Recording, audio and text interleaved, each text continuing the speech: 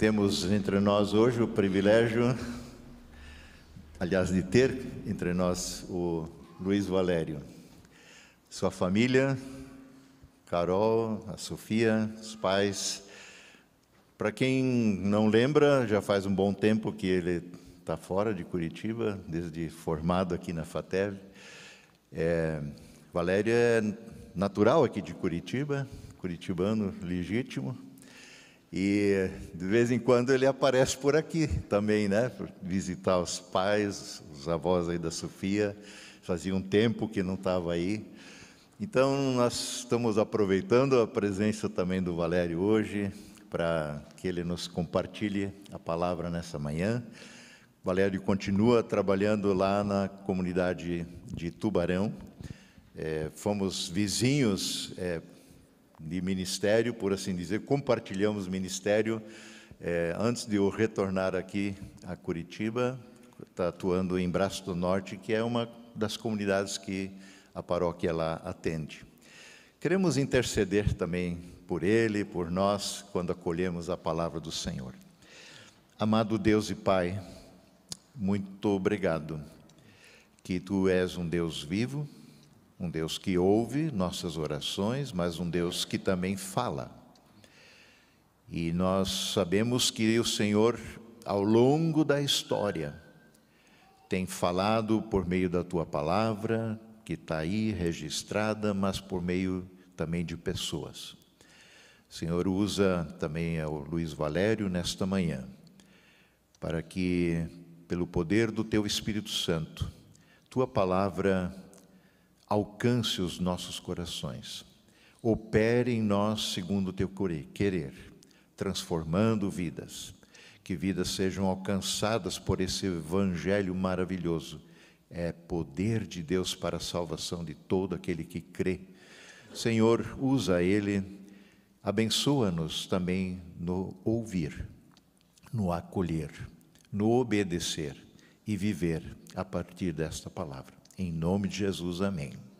Amém. Obrigado, Jackson. Amém. Bom dia.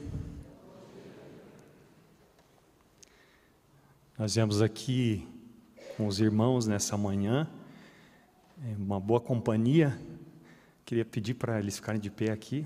O meu pai, Luiz, a minha mãe, Solidê, minha esposa Carol e a nossa filha Sofia. Ela tem 13 anos, mas se você perguntar para ela, ela vai dizer: tenho quase 14. Podem sentar. A gente se alegra de poder estar aqui nessa manhã, o carinho, a recepção dos irmãos, convite do Jackson. E eu sou formado pela FATEV, eu e a Carol. Nós estudamos aqui de 98 a 2001. Já fazem bons anos. A gente completou agora, em 2024, 20 anos de ministério ordenado. E atualmente a gente está em Tubarão, como o Jackson mencionou. Tubarão e Braço do Norte, duas comunidades pequenas. Esse ano nós completamos ali 11 anos.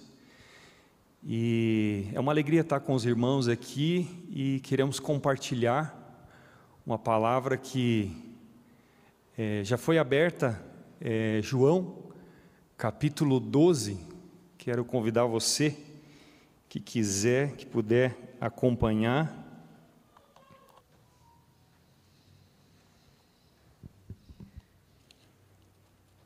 Dos versos 1 até o verso 8.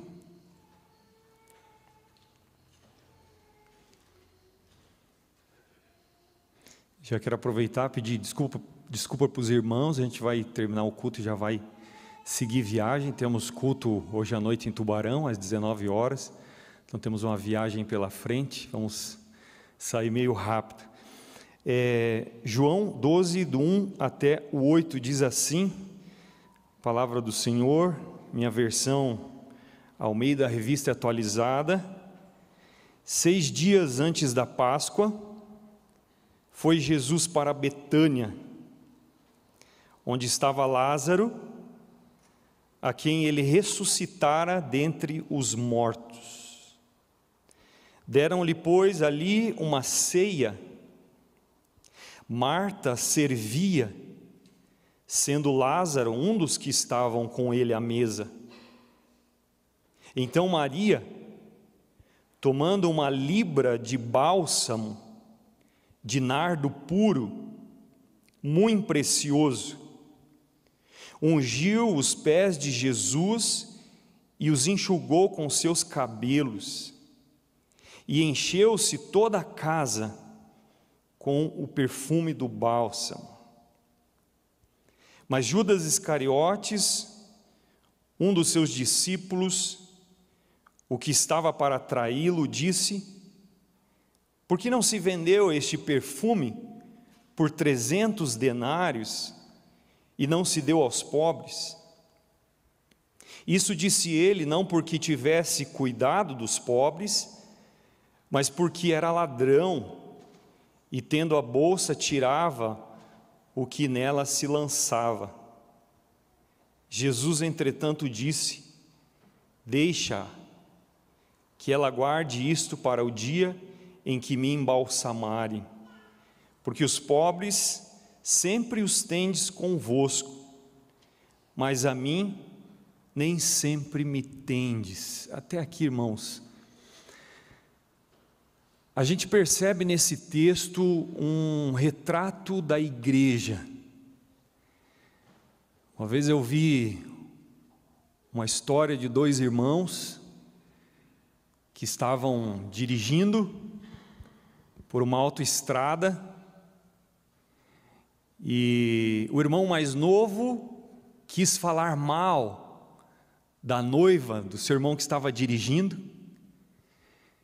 e ele então pisou no freio, puxou para o acostamento, parou o carro, pegou seu irmão aqui e disse: você nunca fale mal da minha noiva. A igreja é a noiva de Cristo, e ela está sendo preparada para o encontro com o noivo. Ela não é perfeita, mas ela é amada. A igreja é a comunidade da fé, são as pessoas. Às vezes as pessoas pensam que a melhor família é aquela que não há diferenças, que não há conflitos, mas como é que a gente vai exercitar o perdão e a paciência ali onde não há conflitos, ali onde não há diferenças? Como é que a gente vai amar incondicionalmente onde as pessoas cumprem todas as condições? Como é que Deus vai manifestar a graça imerecida onde as pessoas merecem? Então, ao longo da caminhada, nós vamos chegando à conclusão de que a melhor igreja não é onde tudo é perfeito, e sim ali onde Deus está agindo no nosso caráter. Ali é a melhor igreja. Ali onde Deus está trabalhando. A noiva do Cordeiro não é perfeita, mas ela é amada. Por isso, já dizia o Spurgeon: se você encontrar uma igreja perfeita, não entre nela, porque senão ela vai deixar de ser perfeita. Em outras palavras, nós somos imperfeitos, e nós não podemos esperar a perfeição da igreja, dessa família da fé. E é interessante notar que Jesus, ele se identifica com a sua noiva.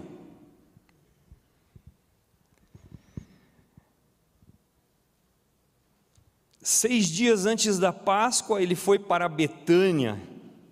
Por quê? Ele queria estar com seus discípulos, essa família querida aqui de Lázaro, porque Jesus se identifica com a gente, Jesus se identifica com você, se identifica comigo.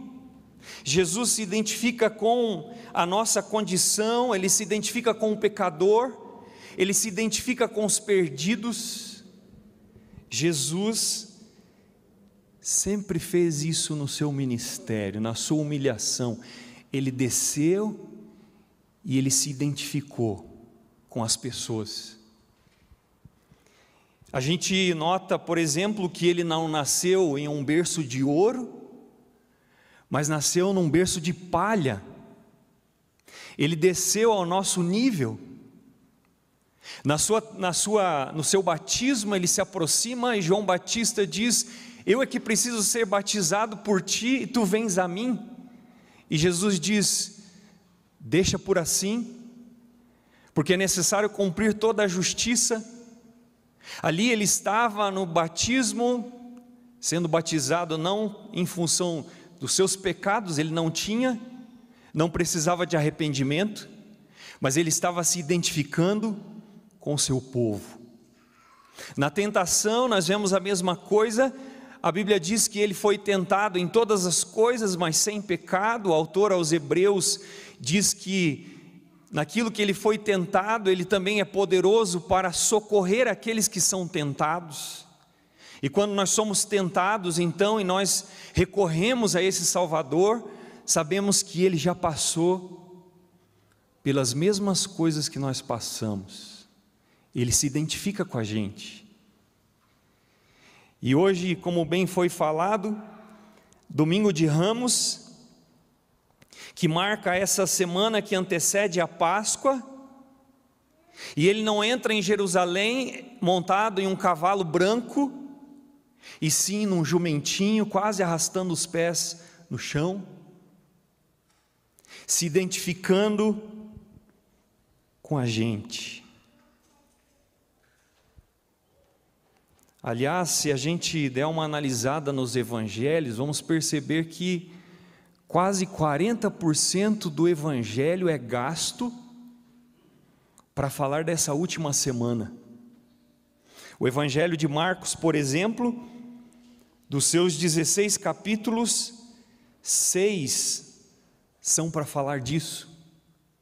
Então Ele, nessa obra, nessa caminhada rumo à cruz, Ele se identifica com a gente. Ninguém o desvia do foco da sua obra de salvação na cruz do Calvário. Mas o que é que nós podemos aprender aqui? Veja, querido, que igreja é lugar de ressurreição espiritual, justamente porque Jesus se identifica com a nossa morte. Ali naquela casa, naquele banquete, estava Lázaro, o mesmo Lázaro que esteve doente, o mesmo Lázaro que esteve à morte, o mesmo Lázaro que morreu, que foi sepultado, o mesmo Lázaro que estava em estado de decomposição. Agora ali estava Lázaro vivo, assentado na mesa do banquete, se alegrando com os discípulos, se alegrando com o mestre. Então, se o cego poderia dizer: eu era cego e agora vejo, Lázaro poderia dizer ali: eu estava morto e agora estou vivo. Lázaro era um testemunho inquestionável do poder de Jesus. Isso mostra para nós que a proposta central de Jesus e do Evangelho é a vida. Ele se identificou com a nossa morte. O Evangelho de João começa dizendo que a vida estava nele, e a vida era a luz dos homens. Ele veio trazer vida, vida abundante, vida plena, vida eterna. Porque, como diz Paulo aos Efésios, antes nós estávamos mortos em nossos delitos e pecados. Mas nós recebemos vida juntamente com Ele, pela graça sois salvos, mediante a fé. Isso não vem de vós, é dom de Deus. Essa semana eu estive num velório de uma senhora lá da nossa comunidade, e momento de despedida, os familiares, amigos. É um momento estranho, irmãos, porque ela está ali, mas ela também não está. Ela está ali, mas ela não reage aos estímulos, ela não sente, ela não ouve, ela não vê, ela não fala. E quando a gente olha para a nossa vida antes do encontro com Cristo, como era a nossa vida? Você lembra o quanto você era insensível, o quanto você vivia indiferente aos estímulos do amor de Deus? Você lembra o quanto nós não reagíamos à palavra, nós não reagimos aos benefícios, nós não reagimos às promessas de Deus,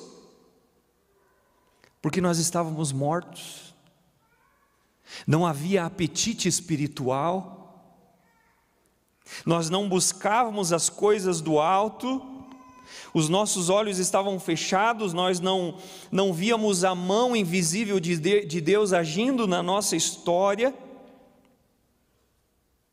Nós éramos pessoas frias, sem entusiasmo em relação a Deus. Nós tínhamos entusiasmo com tantas outras coisas, menos em relação a Deus. Até que um belo dia Deus entrou na nossa história, até que um belo dia Jesus tocou a nossa frieza espiritual. Até que um belo dia Ele comunicou vida, Ele chegou, mandou rolar a pedra do sepulcro, e Ele nos chamou pelo nosso nome. Nós fomos envolvidos naquela ocasião por um poder que nós não sabíamos e não sabemos muito bem explicar, e os nossos olhos então se abriram, os nossos ouvidos se destaparam, o nosso coração se aqueceu, e a morte se transformou em vida.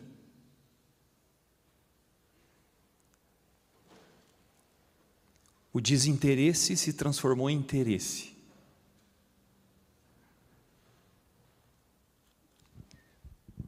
Eu lembro da época que nós estudamos na FATEV,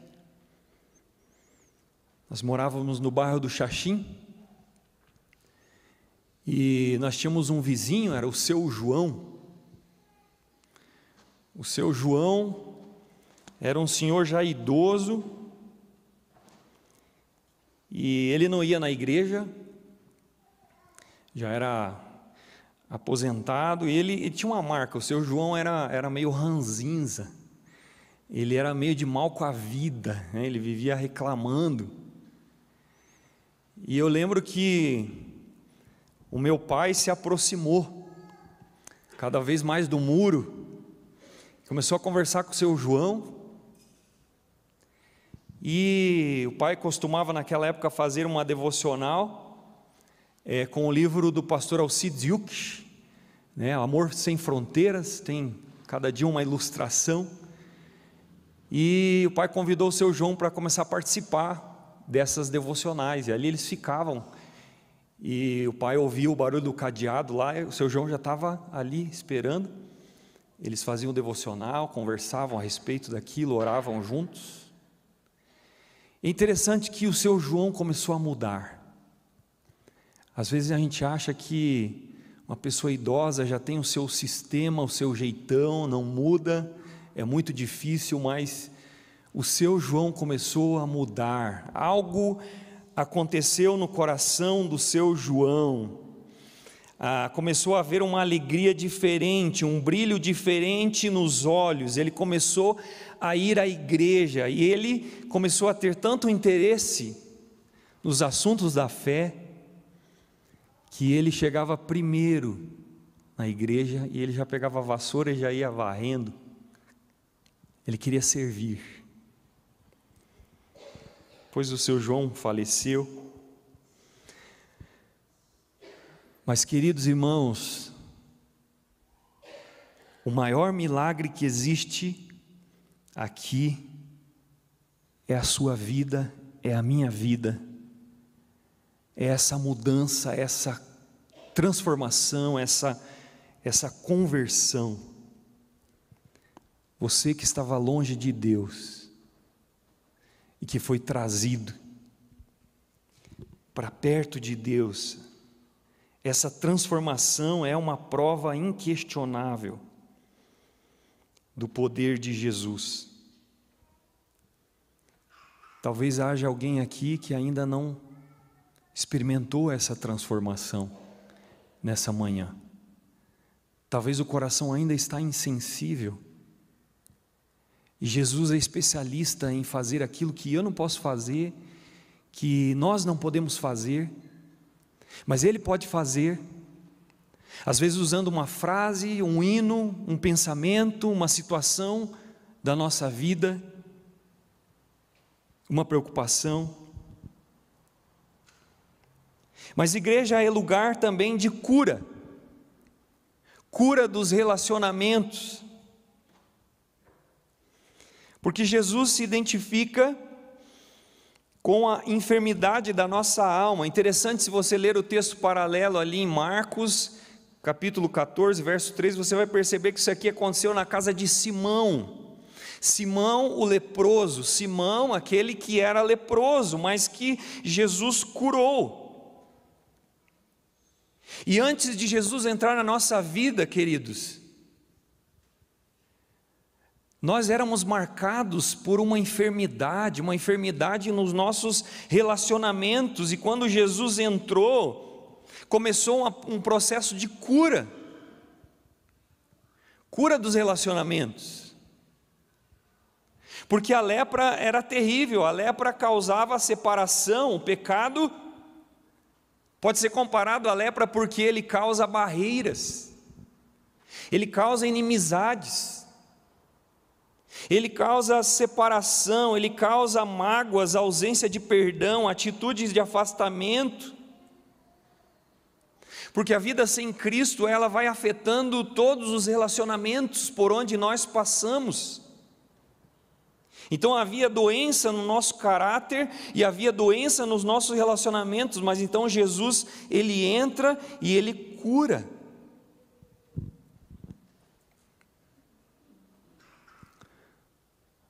Coisas como o orgulho, o egoísmo, os ciúmes, a inveja, vai nos separando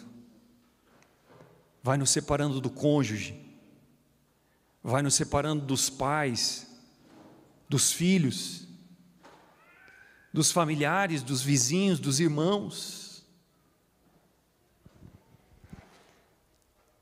A lepra também causava insensibilidade. A vida sem Cristo, ela torna a pessoa insensível, né? Vai causando endurecimento no nosso coração, porque o problema é sempre o outro, né?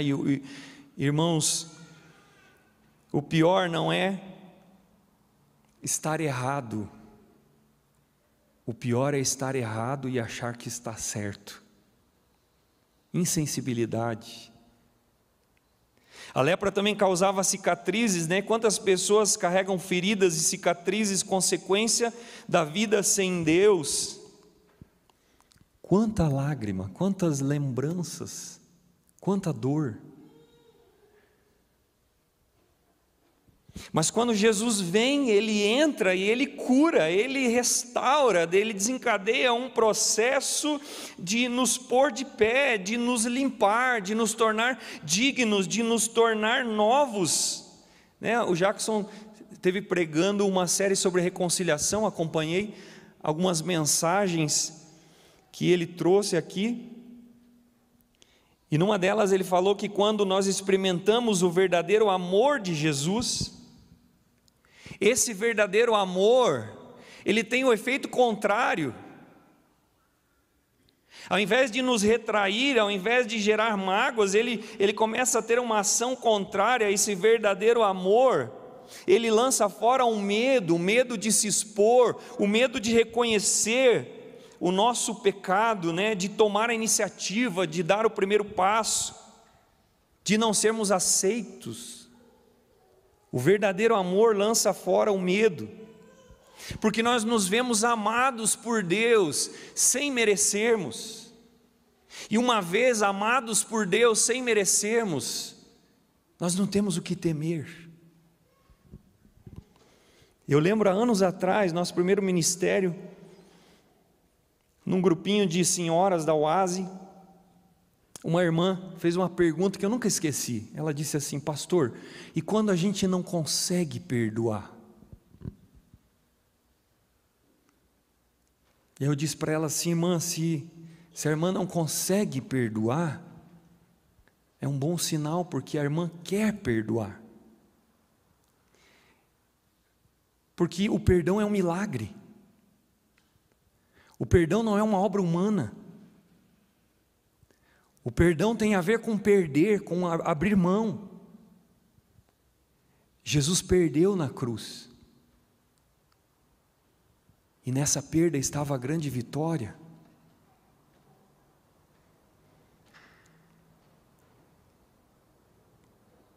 A gente não consegue perdoar, o perdão é milagre, assim como a cura da lepra é um milagre. Mas Ele nos capacita. Ele dilata o nosso coração. Terceira coisa, a igreja também é lugar de pecadores não transformados. Jesus se identifica com um perdido. Ali naquele banquete estava, né, segundo os capítulos 4 a 6, Judas Iscariotes, né, existia entre os 12 um discípulo que não era convertido, mais de 3 anos andando com o Salvador e morreu sem salvação. Porque o mesmo sol que amolece a manteiga é o mesmo sol que endurece o barro. E a mesma palavra que quebranta alguns é a mesma palavra que endurece outros. Levando ao legalismo, ao espírito de superioridade, naquela sensação de que nós estamos obedecendo alguma coisa, ou talvez viver de aparência. Como disse J.C. Riley, a familiaridade com as coisas de Deus pode gerar desrespeito. Como nós gostaríamos que a igreja fosse um lugar de pessoas salvas, pessoas transformadas, mas infelizmente sempre haverá joio no meio do trigo. Há pessoas que viverão uma vida inteira no contexto de uma família cristã, a vida inteira no contexto de uma comunidade cristã, e a gente pode dizer também a vida inteira no contexto do ministério cristão, mas jamais serão convertidos. Sem jamais se renderem a Cristo de coração. Judas, discípulo de Jesus, tesoureiro da comunidade dos apóstolos, mas apesar disso, ele não era convertido.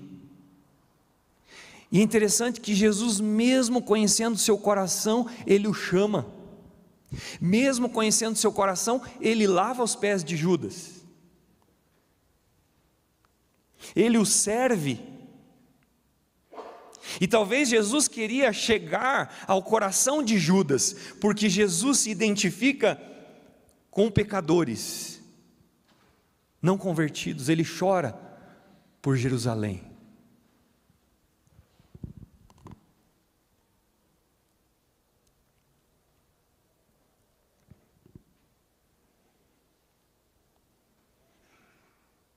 A Bíblia diz que o amor ao dinheiro é a raiz de todos os males.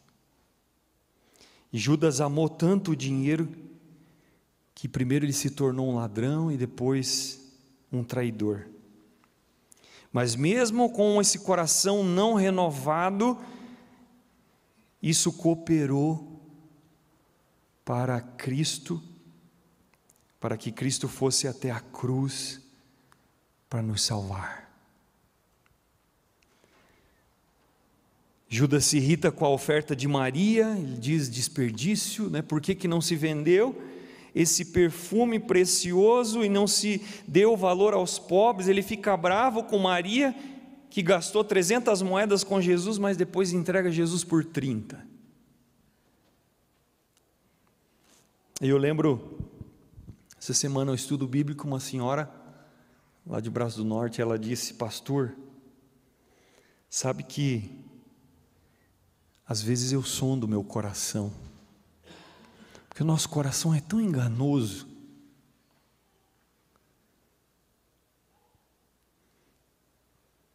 Ela falou no contexto assim, de que o desejo dela não era apenas ser religiosa, mas sim ser salva, não apenas ser ativa na igreja, mas ser transformada, não apenas ser membro da igreja, mas ser convertida. Então, irmãos, nós temos que nos permitir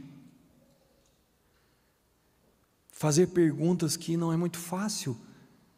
Será que eu cheguei à fé já? Será que eu já me arrependi de coração?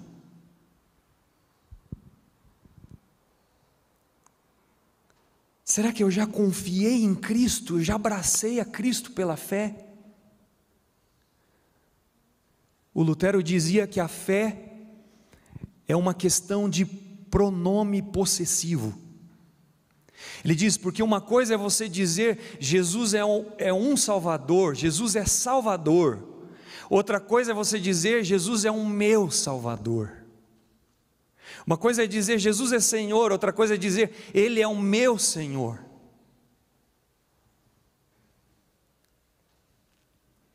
Igreja também é lugar de servir. Jesus não veio para ser servido, mas para servir e dar a sua vida em resgate por muitos, né?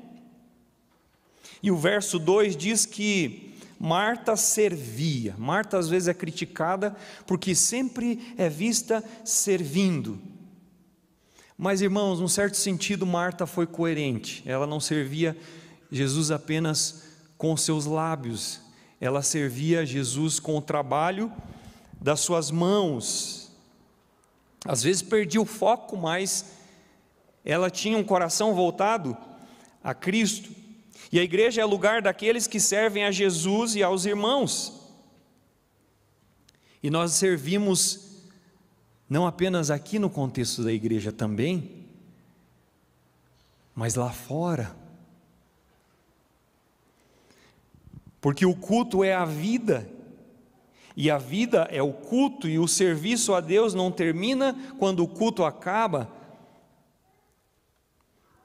Aqui nós temos o culto comunitário, né, o culto congregacional, mas o evangelho também se traduz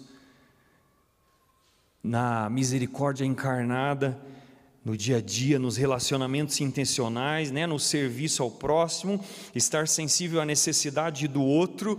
Eu lembro quando estava em Sidrolândia, uma vez entrei na agência do Sicredi,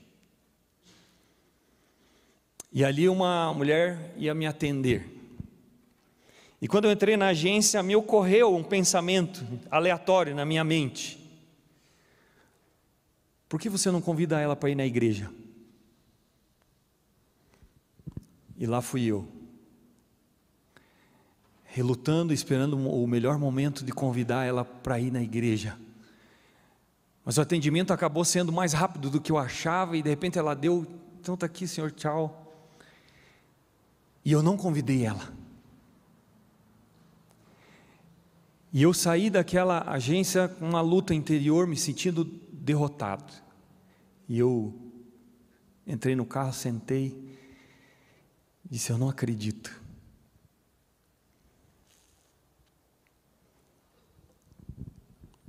E aí a gente tinha lá na igreja, né, alguém iniciava o culto, o ministério de louvor.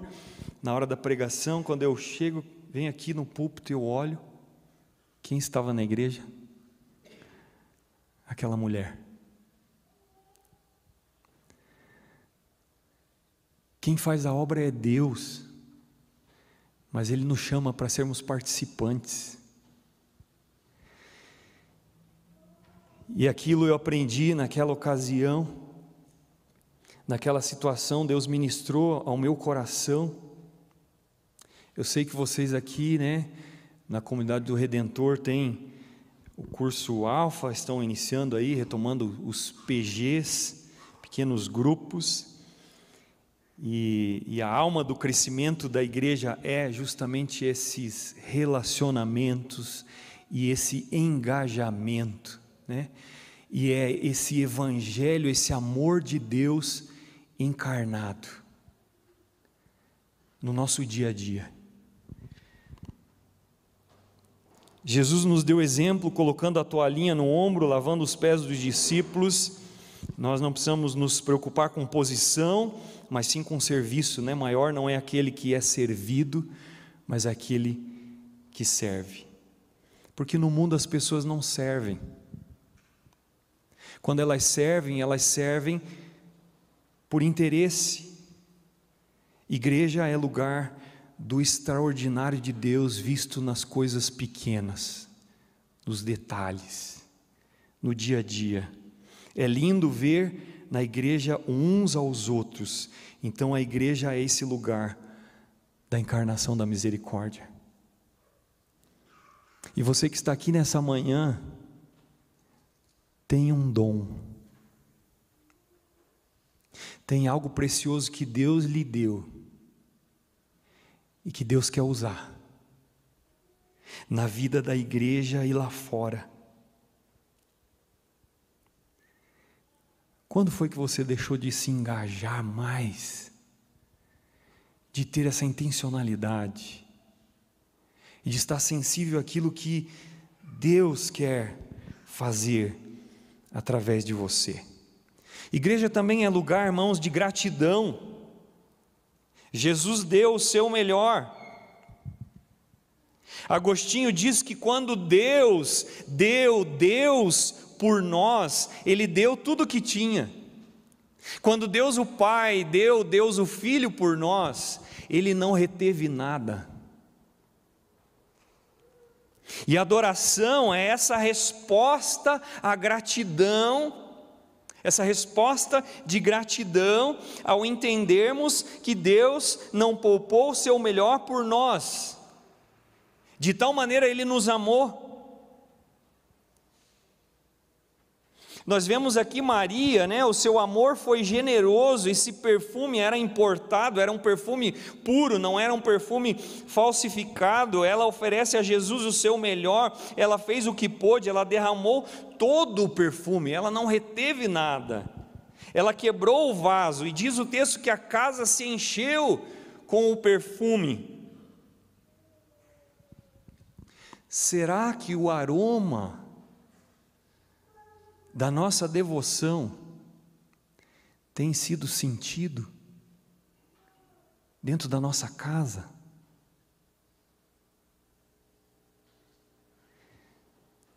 Dentro do nosso ambiente de trabalho, dentro do contexto da igreja?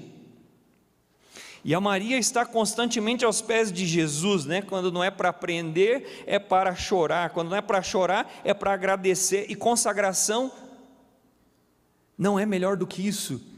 Estar aos pés de Jesus. Por que às vezes nós somos tão fortes?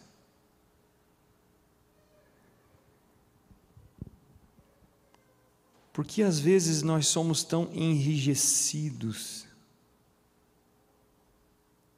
Maria desce, se humilha, enxuga os pés de Jesus. Ela não se preocupa com a sua reputação, ela solta o cabelo em público. Uma das coisas que atrapalha a nossa devoção é justamente quando a gente fica preocupado demais com o que as pessoas pensam. O que fulano vai dizer? O que fulano vai pensar? E a gente vai se engessando e acaba se retraindo. Essas coisas atrapalham. A igreja é lugar daqueles que estão mais preocupados em adorar a Jesus do que com o que os outros vão pensar. Entregar o nosso melhor, a nossa vida, o nosso coração, do que com o que os outros vão dizer. Queridos irmãos, o que nós estamos esperando para servir o Senhor? De todo o nosso coração, nosso mestre, e dedicar o nosso amor a Ele, né? Hoje mesmo. E para encerrar, a igreja é lugar da presença de Jesus, porque Ele é aquele que nos concede descanso. Verdadeiro descanso vem dEle, vem da presença de Jesus. Você pode tirar um mês de férias e voltar cansado, mas a presença de Jesus faz toda a diferença.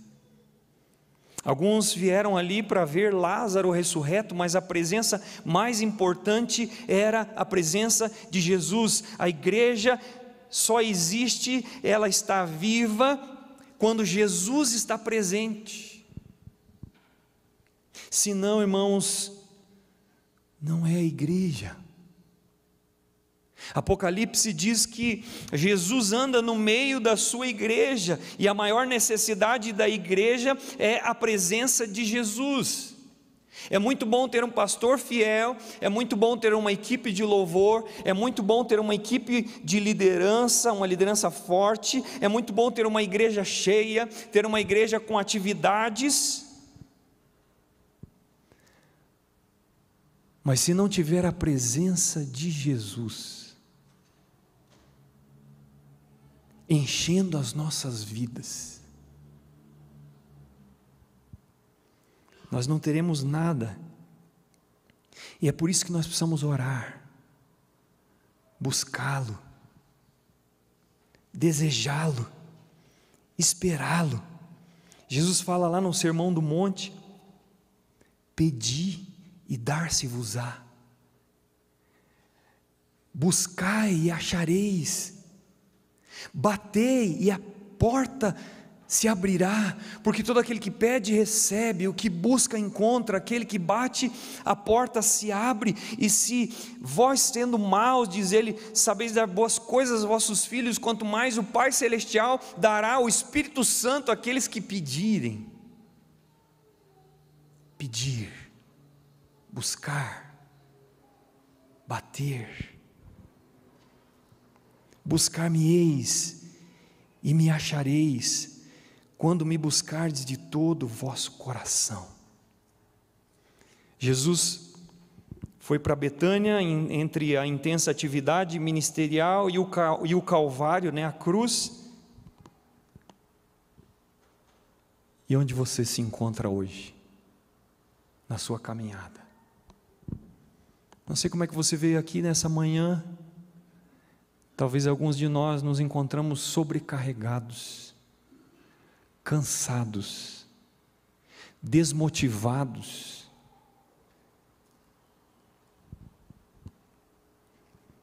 Enfrentando lutas. Aqui é um lugar para descansar.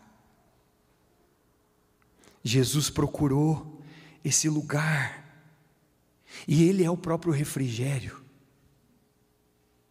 Igreja é lugar de descanso, lugar de alívio, lugar de refrigério.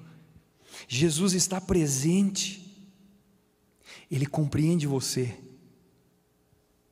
Ele sabe as suas lutas, Ele sabe exatamente o que é buscar alívio entre os seus amigos, entre os seus irmãos, entre os seus discípulos, entre os seus amados.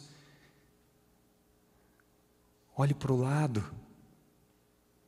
e você vai ver pessoas trilhando a mesma caminhada que você. Olhe para frente, E você vai ver que Ele já inaugurou, Ele já venceu esse caminho, Ele já abriu esse caminho para nós, Ele fez o que era necessário, Ele continua trabalhando em nossa vida.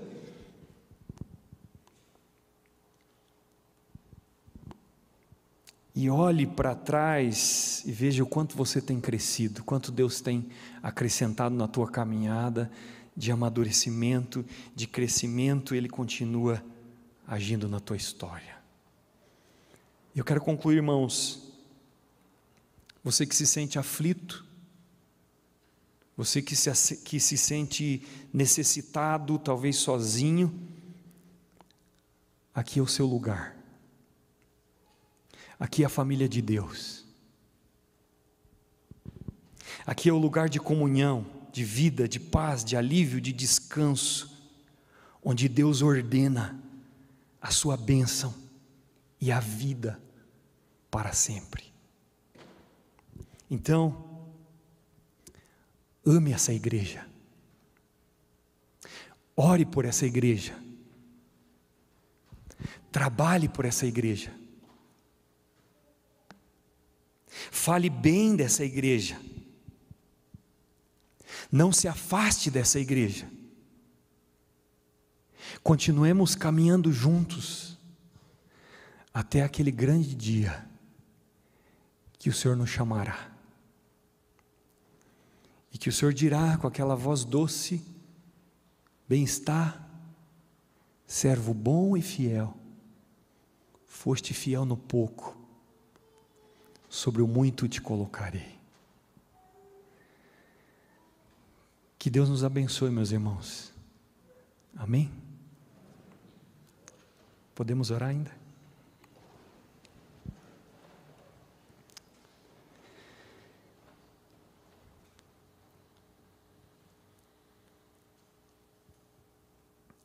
Senhor nosso Deus, nós queremos te agradecer por essa manhã preciosa. Queremos te agradecer por cada pessoa, cada família aqui representada. Queremos te agradecer pela história desta igreja, Pai. Queremos te agradecer porque desde os anos de 1850, famílias já começaram a se reunir em torno do Evangelho, a orar umas com as outras, e o Senhor tem sustentado essa igreja durante todos esses anos. O Senhor é o Senhor da tua igreja, a igreja é tua, e nós te agradecemos por esse processo lindo que o Senhor tem começado em nossas vidas e que o Senhor vai continuar até o dia de Cristo Jesus.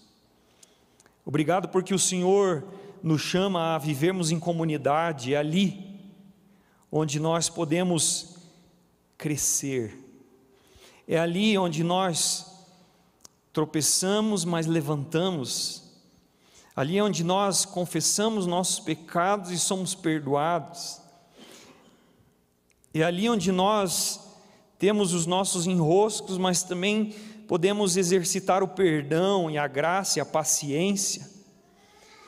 Nós queremos te agradecer, Senhor Jesus, porque Tu te identificaste com a Tua igreja.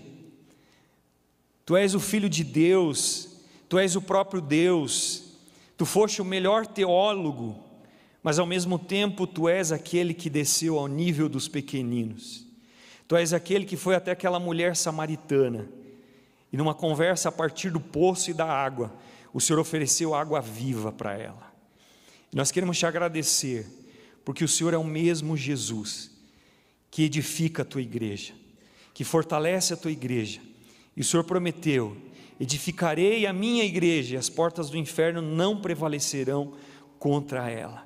Senhor, Tu sabes o que cada um tem carregado na sua caminhada, e eu peço que o Teu Santo Espírito continue fortalecendo, continue levantando vocações, continue ajudando, continue dando refrigério, continue dando direção, continue abençoando, cuidando da tua igreja, Pai, que a gente possa diminuir e que o Senhor possa crescer. Assim, Senhor, nós oramos e te agradecemos por tudo, em nome de Jesus, amém.